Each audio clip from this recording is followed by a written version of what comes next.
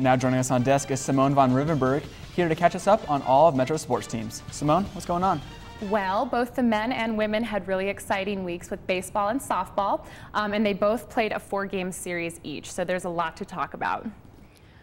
There's been no shortage of home runs for our softball team this season, with the majority of them coming from sophomore catcher Kelsey Tillery, who leads all of Division II with 20.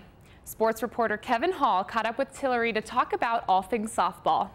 Hi, I'm Kevin Hall. We're here with Kelsey Tillery, catcher for the Metro State softball team, and we're going to just ask her a couple questions and get to know her a little bit better. So Kelsey, you sort of went off this season going up 20 home runs from last year's mark. Just what has been the difference for you? Well, last year I only got to play around like 10 games, so I guess just getting the opportunity to play this year and to get the opportunity to catch also, because in the past I've liked catching and hitting at the same time. It just gives me more of like I'm in the game feeling. And you're closing in on both the Metro single season home run record and the Division II home run record. Right now you're leading all Division II. What does the record mean to you, and has Coach Michelson sort of like helped you out like with hitting and all that?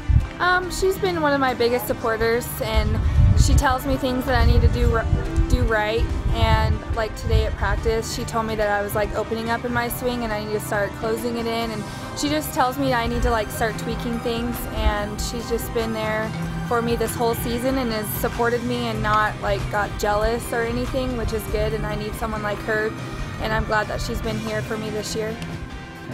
And so how do you block out all the media attention? I know you've been featured on 7 News, Denver Post, and now here at Metro, just what do you do to just like block us out?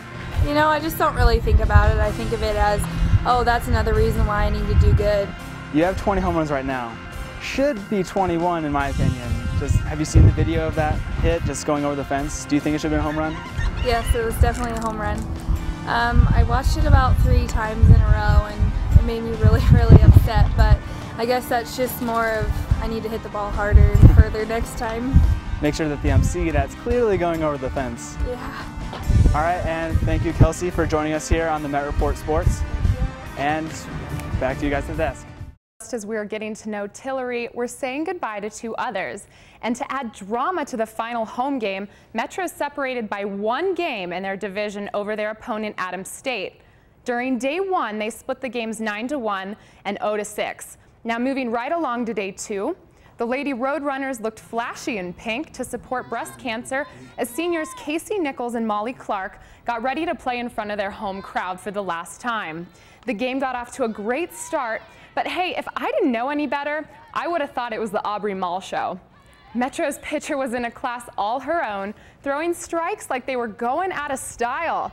The ladies held their own throughout with major plays by Susie Owry and an RBI by Nichols, giving them a 1-0 lead.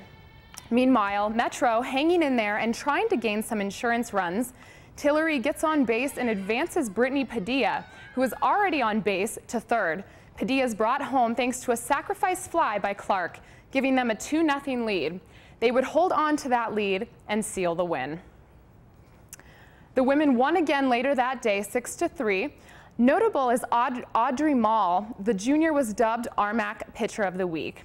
And up next for the ladies, they'll travel to Chadron, Nebraska, where they will play 2-game series against the Eagles. Our baseball team traveled to Nebraska to play the Lopers for 4-game series. After losing the first game 0-9, they rallied for the second game.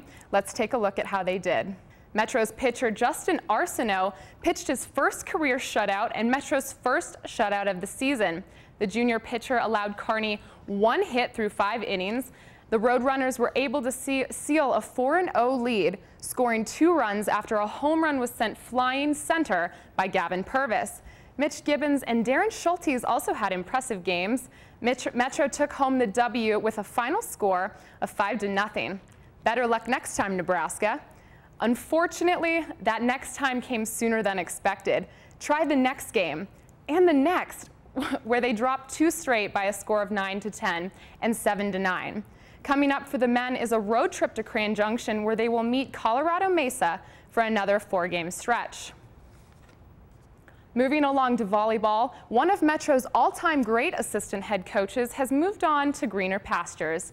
Lisa Axel has taken the head coaching position at Montana State Billings after 6 years of service here at Metro. Axel has helped lead the Roadrunners to 6 NCAA tournament appearances, including 6 tournament wins.